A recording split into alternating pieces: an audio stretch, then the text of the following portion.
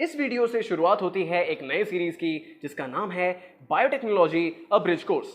यह है लेसन 0 और उसमें हम पढ़ रहे हैं हिस्टोरिकल पर्सपेक्टिव। मॉडर्न बायोटेक्नोलॉजी की अगर बात करें तो ये एक इंटरडिसिप्लिनरी साइंस है। इंटरडिसिप्लिनरी मतलब बहुत सारे डिसिप्लिन्स यानी सब्जेक्ट से मिलजुल कर इनपुट्स लेकर ये पूरा का पूरा सब्जेक्ट बना है, जैसे कि physics, chemistry, mathematics, biology, engineering, economics, law, management. Globally अगर हम देखें तो बायोटेक्नोलॉजी के ना कुछ एक्स्ट्राऑर्डिनरी डेवलपमेंट्स हुए हैं और हो रहे हैं। इसका एक सिग्निफिकेंट इंपैक्ट पड़ा है काफी सारे सेक्टर्स पे, जैसे कि world commerce, human health care और आपका पूरा का पूरा एग्रीकल्चरल सेक्टर। एग्जांपल्स लेते हैं। Production of vaccines using rDNA technology यानी रिकॉम्बिनेंट डीएनए टेक्नोलॉजी की मदद से वैक्सीन्स का प्रोडक्शन। इसके अलावा फार्माकोलॉजिकली एक्टिव कंपाउंड्स का isolation from plant as well as animal sources. अच्छा, एक और बात करते हैं सस्टेन्ड हार्वेस्ट की। जो एग्रीकल्चर बेस्ड इकोनॉमीज होते हैं ना, वो इस पे डिपेंड करती ही थी ट्रेडिशनल मेथड्स पे, और ये ना वेदर और क्लाइमेट से इफेक्ट होता है। तो एग्रीकल्चरल बायोटेक्नोलॉजी पे जो प्रोग्रेस हुआ ना, उससे इसी सस्टेन्ड हार्वेस्ट पे जो डिपेंडेंस है वो कम हुआ, जो कि एक बहुत अच्छी बात है। So what led to the establishment of field of biotechnology? Development of technologies that use living organisms और substances derived from these living organisms for the benefit of mankind। ये मेन पर्पस था जिससे कि एस्टैब्लिशमेंट हुआ biotechnology field का। Definition क्या है biotechnology का? ये ना actually food and agricultural organisation FAO ने दिया। Any technological application that uses biological systems, living organisms और डेरिवेटिव्स thereof यानी उनके डेरिवेटिव्स टू मेक और मॉडिफाई प्रोडक्ट्स और processes for specific uses. Modern biotechnology, जैसे कि हमने पहले ही बोला, is based on the fundamental knowledge of biological sciences. Therefore it is truly interdisciplinary. Biological sciences में कौन कौन से फील्ड्स एक्चुअली इस मॉडर्न बायोटेक्नोलॉजी को बड़ा शेप देते हैं? Biophysics, bioinformatics, biochemistry, cell biology, genetics, molecular biology, immunology, microbiology, फिर nano biotechnology, biomedical engineering, tissue engineering and chemical engineering. इसके कुछ इंपैक्ट्स भी होते हैं, जैसा हमने देखा।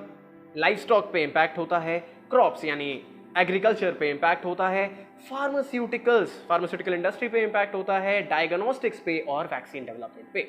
इसी तरह से ये एक इंटरडिसिप्लिनरी साइंस है।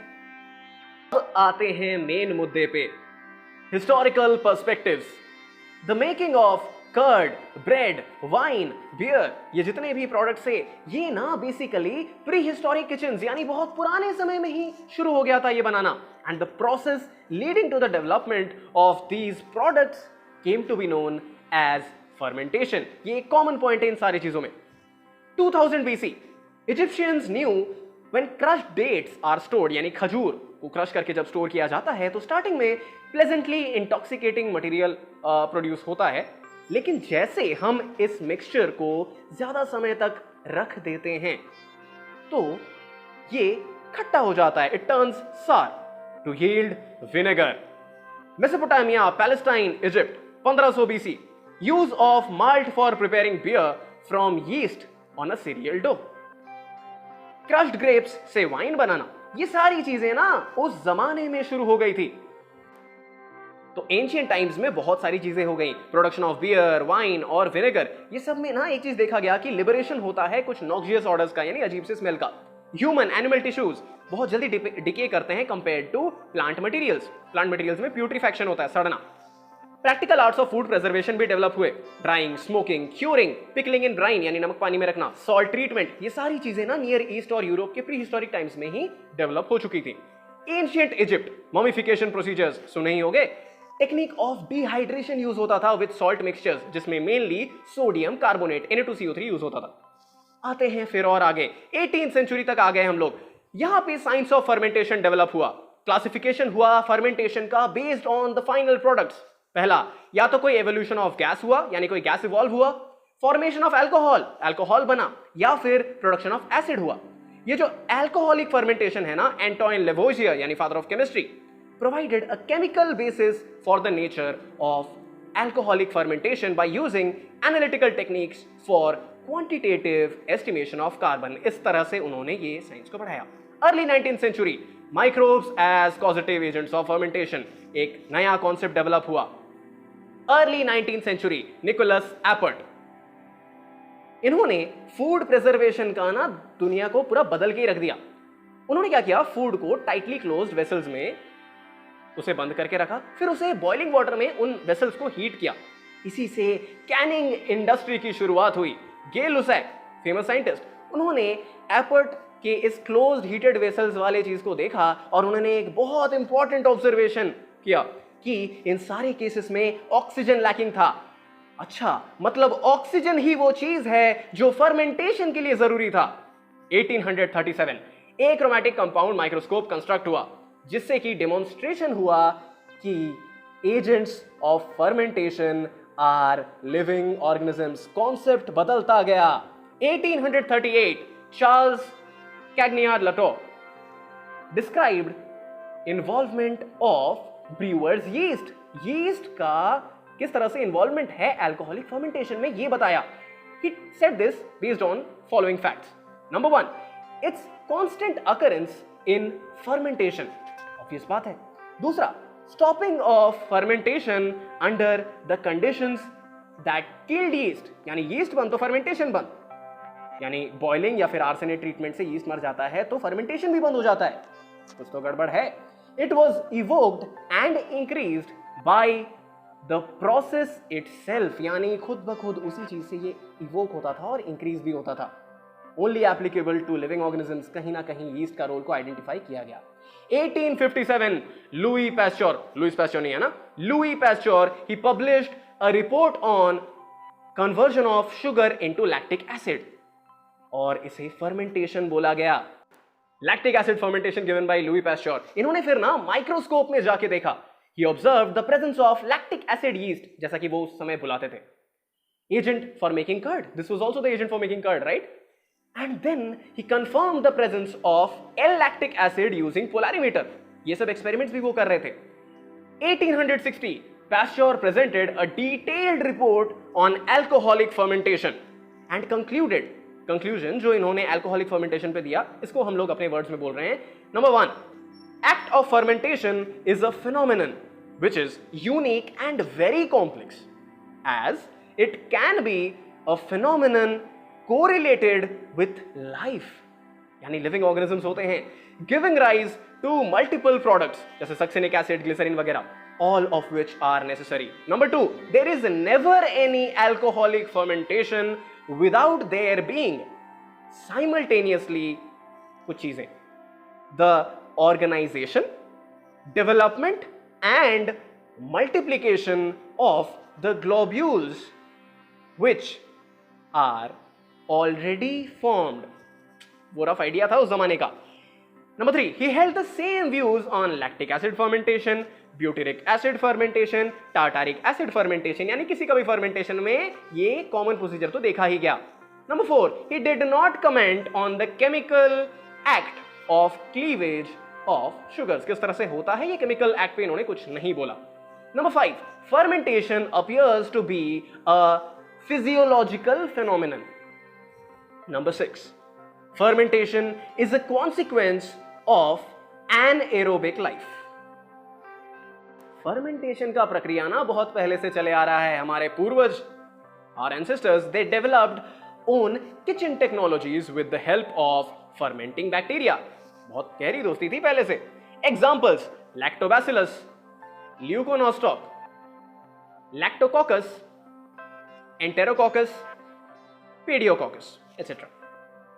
One such age-old kitchen technology is the making of curd. दही बनाना डेली देखते हो घर में, राइट? ऑब्जर्व करते हैं। द किचन स्ट्रैटेजी और इसका साइंटिफिक स्ट्रैटेजी बेसिकली सेम ही चीज है। हम दो तरह से इसे रिप्रेजेंट करेंगे। सबसे पहले 4 लोगों की फैमिली है, अपना ये एग्जांपल देख लो। पर पर्सन 200 ml कर्ड चाहिए। दूध कितना लेना है? 800 से 1000 ml दूध ले लेते हैं। फिर उसको गर्म करते हैं। अरे कच्चा दूध लिए हो तो पहले गर्म करना पड़ेगा ना, फिर उसे ल्यूकवार्म टेम्परेचर तक लाओ, 37 डिग्री तक लाके छोड़ दो, 37 डिग्री सेल्सियस। फिर 1 टीस्पून पिछले दिन का कर्ड लेना है, 1 टीस्पून पिछले दिन का कर्ड लेना है, जिसे हम इनोकुलम बोलते हैं। इसे डिस्ट्रीब्यूट कर देना है 1 लीटर दूध में, अच्छे से पूरे अच्छे से उसे घोल के मिला देना है। अब मान लो एक गर्मी का दिन है जैसे अभी है, तो 4 घंटे लगेंगे और आपका कर्ड तैयार हो जाएगा। नहीं हुआ ना तो थोड़ा सा वो गर्म वाले एनवायरनमेंट में गैस के ऊपर बैठा देना। ऑब्जर्वेशंस ये जरूरी है क्योंकि साइंस पढ़ रहे हैं। मिल्क जो कि हमारा रॉ मटेरियल था, इसे हमने कंप्लीटली कन्वर्ट कर दिया, अरे वो तो खुद ब खुद कन्वर्ट हो गया ना, into semi solid product in 4 hours by addition of only 1 teaspoon of curd. सोचने वाली बात है। Number 2, raw material milk which was white in color, homogeneous, sweet tasting liquid, it got converted into a semi solid sour tasting खट्टा दही में convert हो गया। Number 3, there appears to be both physical change and chemical change during the process। अच्छा, अब scientific strategy देखते हैं। Quantity, कितना दूध ले रहे हैं, 1 लीटर। अब दूध हम लोग कैसा ले सकते हैं, या तो फ्रेश मिल्क, या तो आपका कोल्ड पैस्चराइज्ड मिल्क, या फिर आपका रेफ्रिजरेटेड बॉइल्ड मिल्क। ठीक है, आपने रखा होगा फ्रिज में। फ्रेश मिल्क लिए तो पहले उसको बॉयल करो, फिर उसको कूल करो, 37 डिग्री सेल्सियस तक लाओ।